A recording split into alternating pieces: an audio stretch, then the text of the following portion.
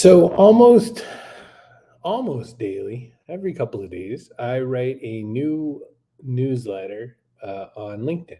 Ever since LinkedIn gave me the opportunity to write a newsletter there, I write a newsletter.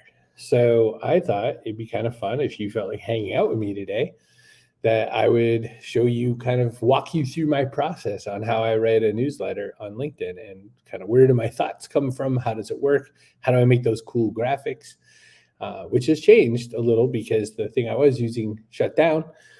And then I thought if you were working on your stuff, we could work together. Like you can just chill and do your stuff. Music is by Epidemic Sound. People ask me every now and again, and it's for a subscription on Epidemic Sound.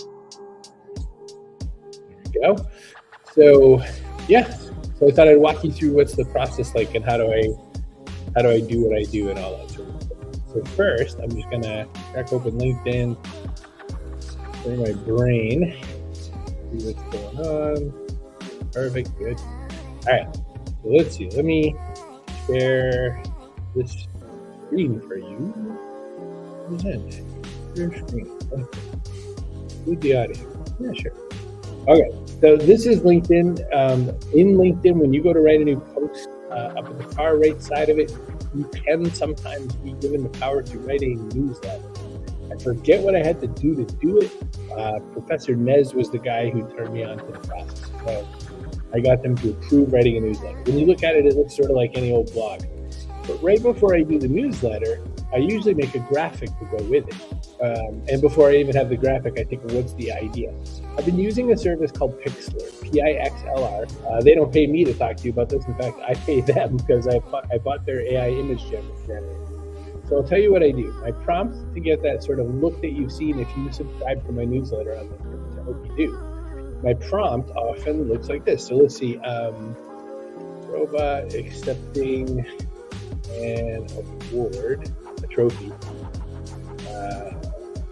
And then I add these prompt words to make it a little more what I want it to be. Graffiti art, splash art, street art, spray paint, oil gouache melting, acrylic, high contrast, colorful polychromatic, ultra detailed, ultra quality, EG society, which I don't even know what that one means, but whatever it was that made me start using this prompt, that's one of the words they use. I click generate.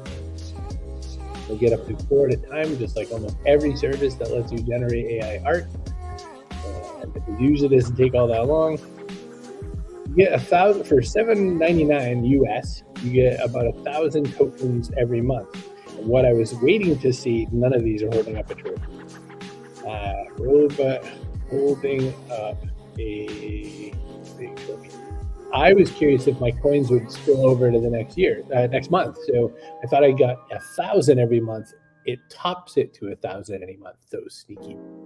So thank you, Pixlr. So now I just try to use the heck out of them, but it's middle of the month and I've got 930. That doesn't look like a trophy either. I guess this thing doesn't know what a trophy is. Robot with happy wisp in the air celebrating. So I really do start with a graphic. So I have an idea. The idea that I'm going to write my post about is about how at work sometimes we're given a big opportunity, but we don't always see it as a big opportunity because it wasn't the thing that we were shooting at first. And so, I'm writing this for a really specific person. Okay, so now these robots, okay, that one's good enough. I was going to say, now these robots look like they're fighting people. So then I go to LinkedIn and I say I'm going to, make an article. I start with my graphic, like I said, because the graphic just sort of gets me in the mood. So I got this big happy robot. He looks very jazzed. I don't, for reasons I don't fully understand, LinkedIn on their very first image, the one that starts the post, you can't use alt text. And I'm a huge user of alt text because the people at Perkins School for the Blind taught me that. So I just write my thing down below with fists clenched in, what's the word I want? Celebration. Very colorful. Drawn by I also point out that this is, AI art, because I think that when people see this kind of art where you have one of two opinions, which is, I hate AI art because I'm an artist, or they go, oh, I love AI art because they're people who want to get their point across and they're not as worried about the artist part of it. All right, so now I'm going to write the article, and I have to tell you, it's a little different writing articles live. It is when you decide you're going to write something live, it's a little trickier because you have to, you're thinking in front of a group of people. Now, this thing, I love StreamYard. StreamYard pays me money if you like the stuff. If you buy through my thing, cbrogan.net/StreamYard, I get like $1.55. But I will tell you, one of the things I don't like about what it does is when it shows me my live count, it never goes down, it only goes up. So if you came in and you left, it just keeps adding the count. So it looks like I've had millions of people come and watch, but mostly what's happened is people come by and said, this isn't interesting, and then they've left. So if you're here, drop a comment and say hi, let me know you're here. But for everybody else, just understand that it could be 2 people, it could be nobody. Okay, I'm just gonna do my thing. So I'm gonna write an article. This is an article for a very specific coworker. I hope it's useful to a lot of people because I have over 3,000 people now that read this newsletter online. But it's basically about that idea of when there's an opportunity that arises at work inside an organization, so something a little bigger like a corporation, but that you don't realize it's the opportunity. You don't realize that this is the moment that's going to set you up for other potential great moments, because it's not the thing you asked for, it's not the thing you intended to be next, and so by extension you're frustrated by that. So I'm going to write about that because I'm hoping that a particular person I work with reads this and goes, Brogan's right, I'm going to pay more attention to this. When your big opportunity arrives, the question is easy. Will you see it? All right, let's take a look and see how this looks on the screen. It's almost legible. I'm going to zoom it up a little because I think if you're watching me do this, I think it needs to be a little closer. Let's take a look. So on your screen, it looks great. On my screen, it looks like I'm writing, with magnifying glasses on my hand. I already have reading glasses. Why not? The question is easy, really easy. I work with this wonderful person. They are highly skilled, a real top level talent in their particular field. We're very lucky to have this person. The thing is, I'm not sure they know this, or at least I'm not sure they've thought about how to play this year of their career out the way I think it might most benefit them. Pretty wild, right? Like if you think about it, think of what I'm doing right now. I am writing a post to one human that will probably read it because, like I said, a bunch of people read this post, and several of them are people I work with. I want this one person to understand how important I think it is for them to understand this. But let's start there for a second, right? Who am I? Who am I to say that I am the one who's figured this out? How do I know? I'm gonna move my camera just a little. Oh, sorry, I didn't really shut the bathroom door. I just wanted better lighting. How do you know that I'm right? I don't know if I'm right, but I think I am. Here's what I think is true. I think that this person is going to miss a great opportunity because, again, they sort of saw a new spot in the ladder for themselves. They were like, my next job is I'm going to be leading a thing. The thing is, they didn't quite nail the current thing. And this opportunity that's coming up is the big chance to win at it. I really care about this person. So I'm going to write a newsletter to thousands of people, hoping this one person gets it, absorbs it, and thinks about it. So here's what I wrote. I work with a wonderful person. They're highly skilled. They're top in their talent, in their field. We're very lucky. So I'm saying all kinds of nice, crazy things. The thing is, I'm not really sure that they know this, or at least I'm not sure that they've thought about. Oh, okay. So I've already written this. So we're very lucky to have them on the team.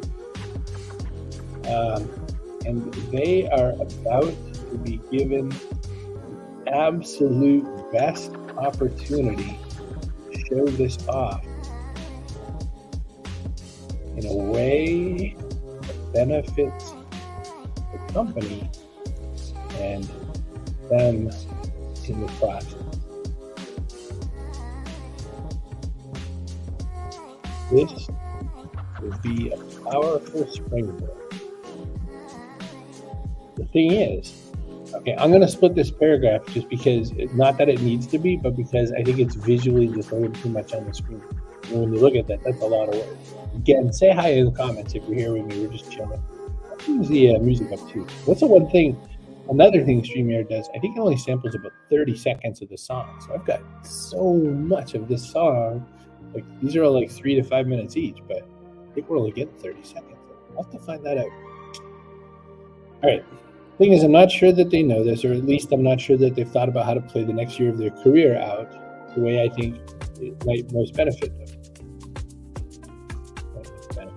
Okay.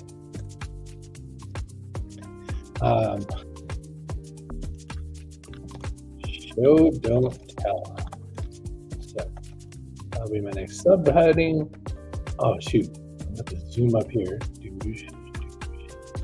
Show, don't tell. We've heard this a million times in writing. It's true in work as well.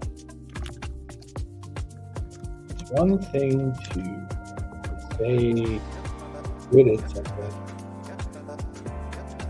It's another to have an opportunity to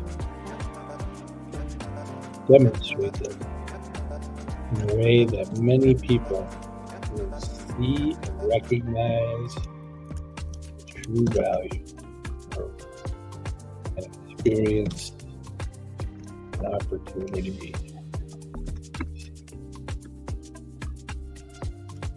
This person I'm writing about has the chance to partner with an incredible boss who knows a lot about the larger space where the two of them are. The boss does not know the specific details of the job to be done over this next year. That boss will be leaning heavily on the person writing about. That means the person I'm writing about, Luke Skywalker, and the boss is Yoda.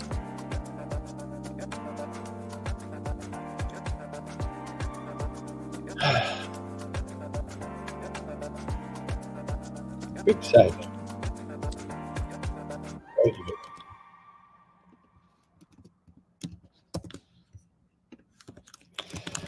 Soulless flaming Donald Miller wrote. Alright. I guess I should say created because there's more stuff than a book, right? Created story. Not one comment. All you people, not one comment. It's because you're doing other work, right? Your hands are full, you're busy, can't drop by a comment. How do I know I'm even talking to anyone but myself? Donald Miller created story. He said what a lot of companies do wrong is they write their marketing and branding information from the point of view that they are Luke Skywalker, and that it's better to be the person helping Luke. That's Yoda.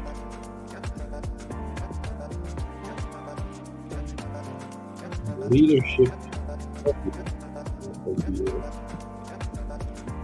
only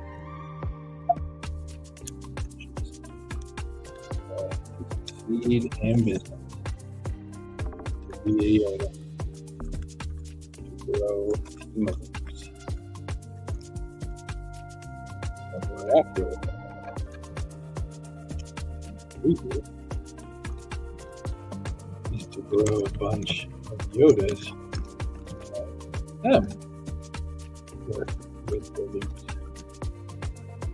Yes, you can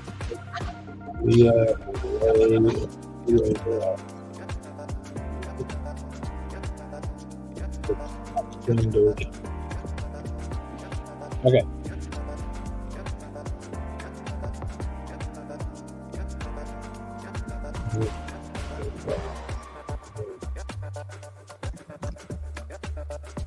Here's the crux of this as best as I can get.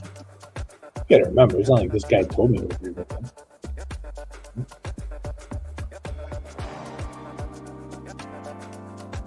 All right, so now this is kind of the meat of the meat, right? Like this is the thing I need that person to understand and know.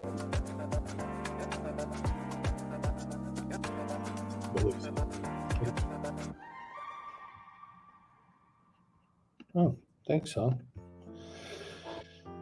All right, here's the crux of this as best as I can get.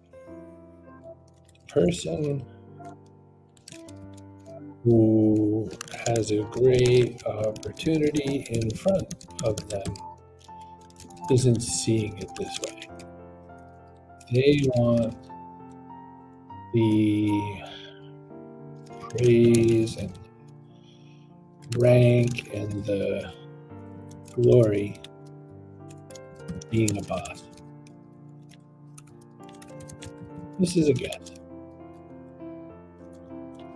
Not like you've said it. Guess what?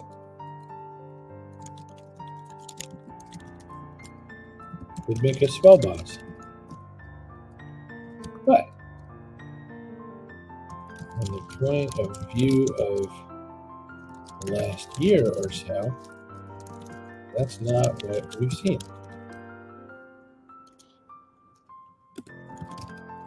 Here's the opportunity.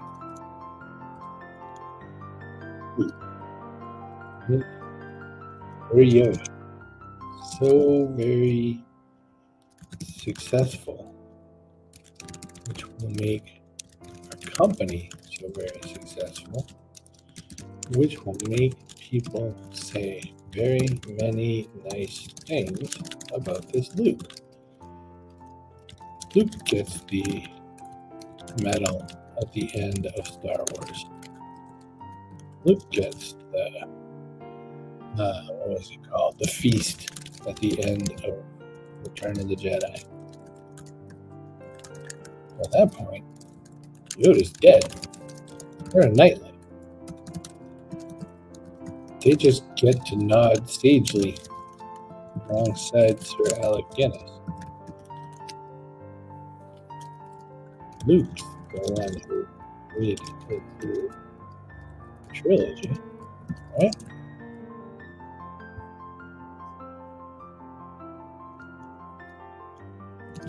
There. All the glory.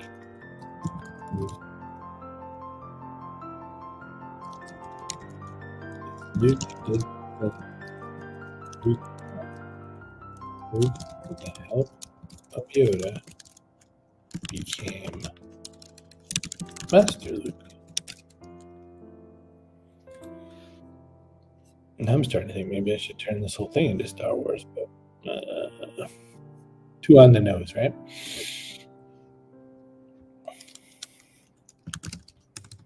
The lesson. So go back up, make this a subheading 2. The lesson. This person could give themselves 1 year to succeed immensely in the challenge in front of them. It will no doubt drive massive, visible success. The kind we talk about over and over again discussing teams we have in place.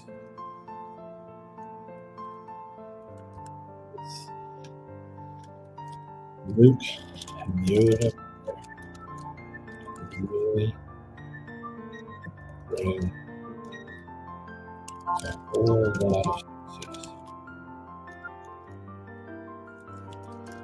Only with this Luke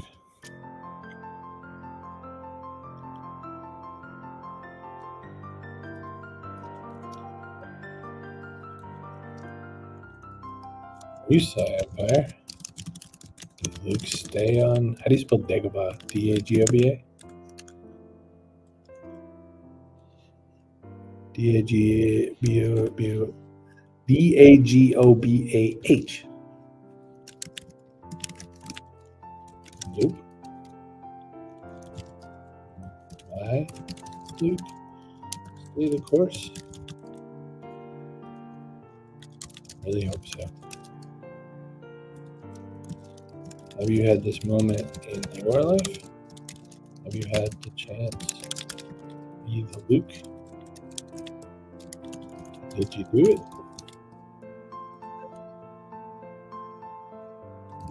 Hit or miss.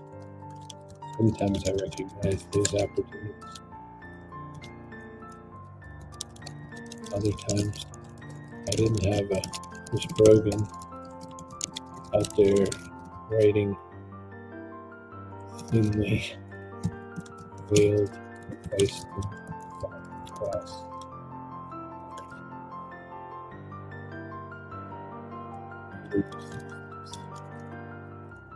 Accept the advice.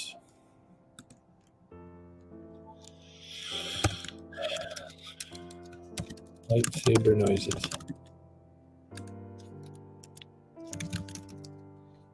There you go. So then I have to hit next. I have to make this thing smaller again so I can actually see it on one screen. Or in which I send very specific advice to one person I work with, but try my best to make it make sense for you. Shout out to Donald Miller too, because why not? And that's it. That is it. I published the thing. So there you go.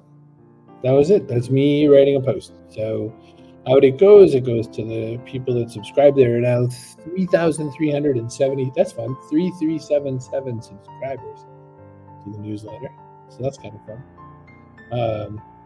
It is a very fun, weird process to write a newsletter in front of a bunch of people. It surely makes the whole thing a little more elevated because I have to try my best to not make typos. I have to come up with information on the fly. I can't do what I sometimes do, which is go off and do other stuff and come back while I'm still sort of formulating. But there you go. Soup to nuts. You got a chance to see how the process works, the little scene behind the scenes.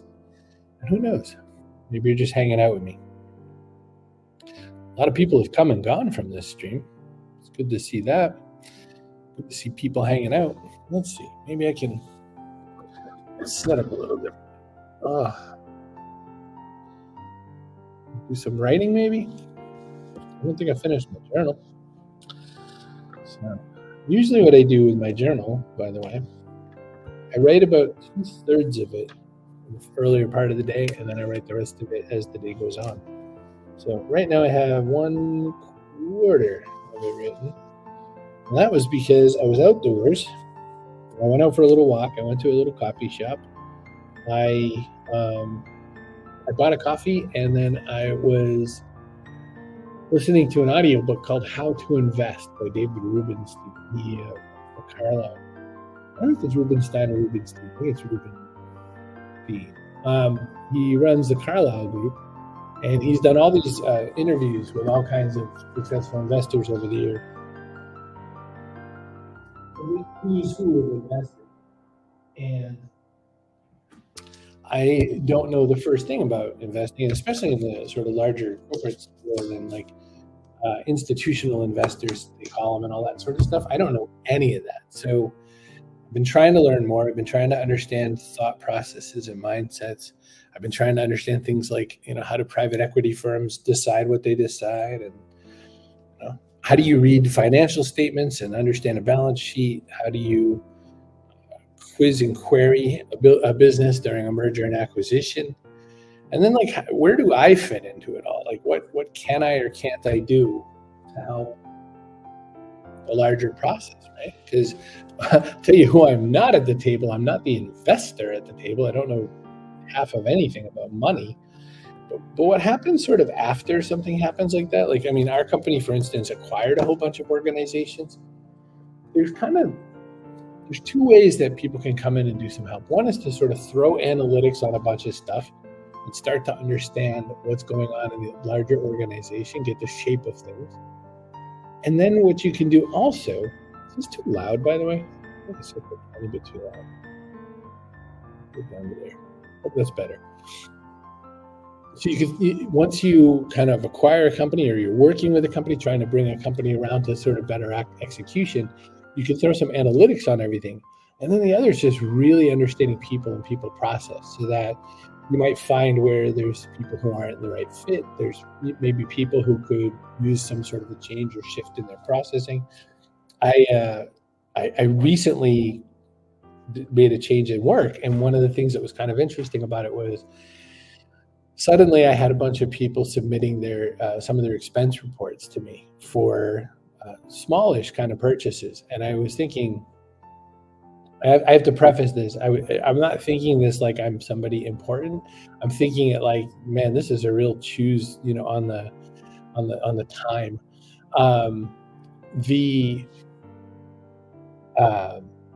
What was going on was that there were these expense reports coming to me to approve an expense of $300, and I was like, $300? This is what this should be okay. Like, we should be able to approve this. There should be some sense of guardrails on what we can spend, a sort of knowledge on the budget. Like, why do I have to put my eyes on this and decide if this person's worthy of the $300?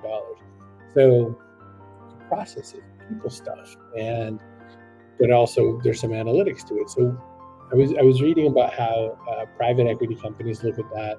I was currently, the guy I'm listening about is, because I'm doing the audiobook, David Rubenstein is interviewing this guy named Orlando Bravo, who is one of the founders of Thoma Bravo, and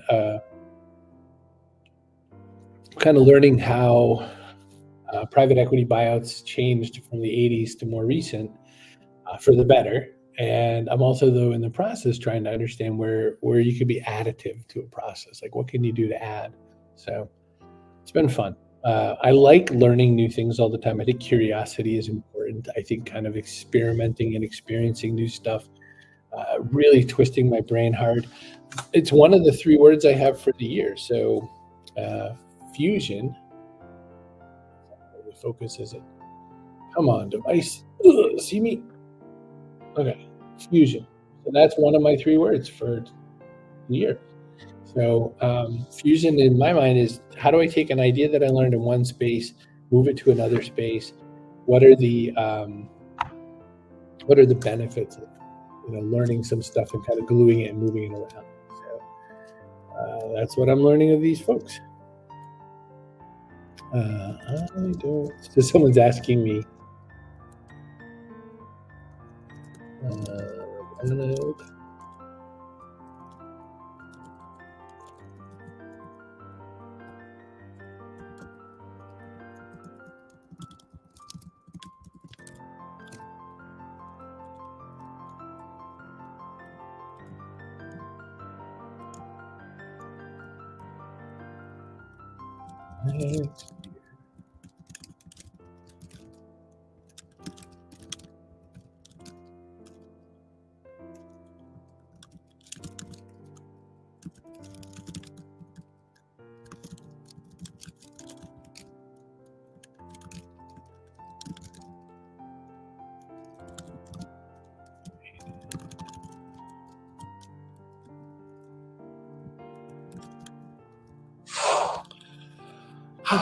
Sorry, I had to answer the question of my post about who is my Luke and who is my Yoda.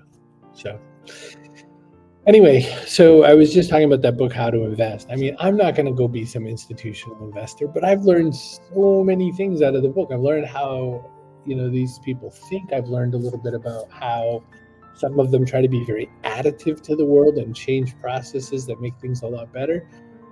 And I've learned about some people who look at it just like, the balance sheet at large, which, there's people in every business, every walk of life who some treat it like it's something important and some people don't. My oldest kid, proud dad moment coming in, my oldest kid is in retail right now. I started out in retail and then customer service. I think there are a couple of types of people who work in those kinds of roles. There's probably three. There's one who just by their sense of their organizational abilities is good at retail. I think there are also some who by the sense of their kindness and customer service are good at retail. I have almost no organizational abilities, but I'm very kind. And it turns out my oldest kid is very similar. They're suddenly getting lots and lots and lots of compliments about being a very kind person. And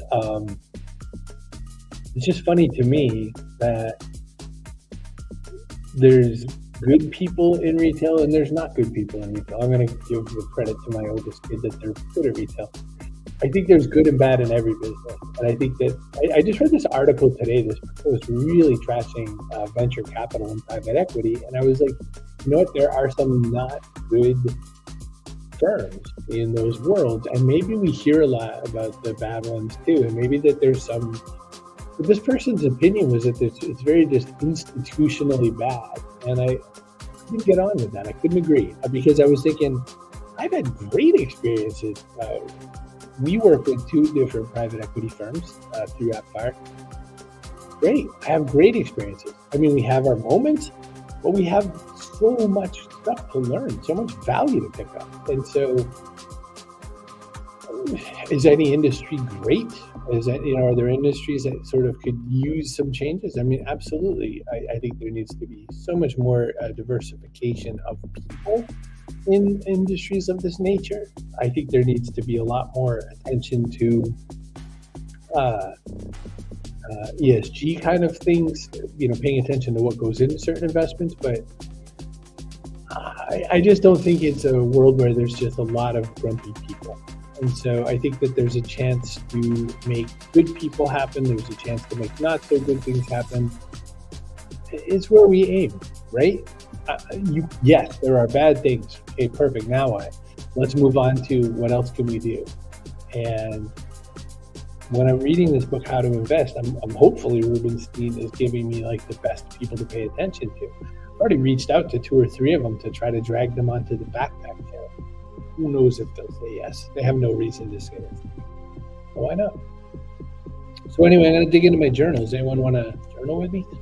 So I started, it's St. Patrick's Day, by the way. It's also midway through Ramadan. So you're either fasting or you're having an incredibly delicious boiled dinner. I got to have my boiled dinner last night. My ex-wife and my 2 kids put together an amazing boiled dinner. She's a Newfoundlander by way of Labrador. And so instead of the exactly traditional boiled dinner, it's something called a jigs dinner. There's a few differences, but not enough to make it important.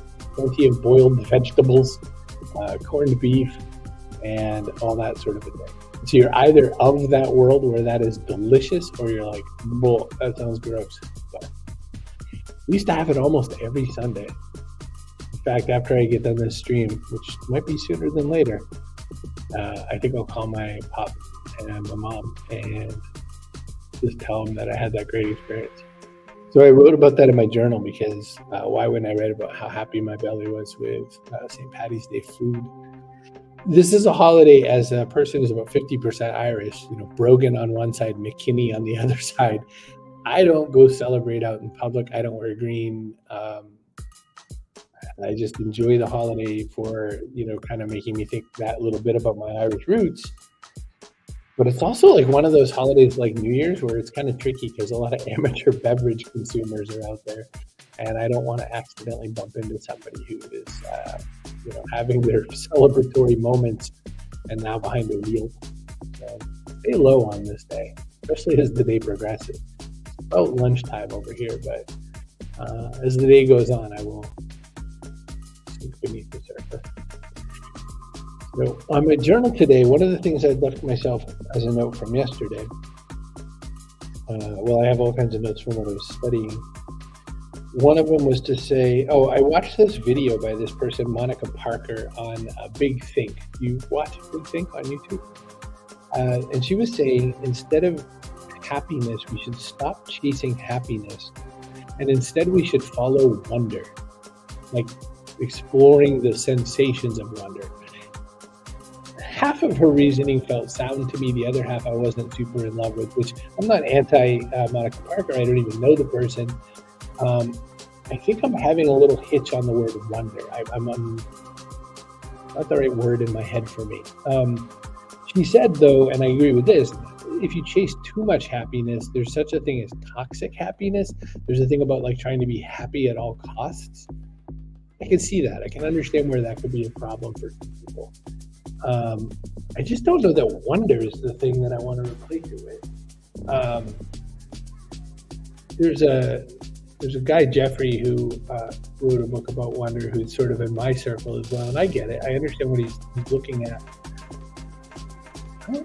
Is it wonder? Is that what you and I are chasing? I don't know if it is. I feel like we need to chase the thing we think we want. I mean, one of the things that I was noticing in my review of the last week or so, in my journal again, is that some of the stuff that really kind of defined me. Where's that page? Learning stuff and then trying to share the most useful knowledge. That's not wonder, though. And that's like what drives me is learning something new and interesting, trying to apply it. I was showing you fusion in my 3 words, and then trying to share that knowledge, trying to make it connect so that you can do something with it. Does that make sense? I don't think that's wonder. I don't look for wonder. I don't look to be like, wow, the universe is amazing, or wow, this thing is terrible. It just doesn't connect with it. I'm curious about you. I think I'm going to end the stream. I want to call my mom and dad and wish them happy St. Paddy's Day. Thanks for coming by, you silent people who came and observed the stream. Maybe you're out pottering around. 0 comments, though. That's a first. Mwah. Talk to you soon. Take good care.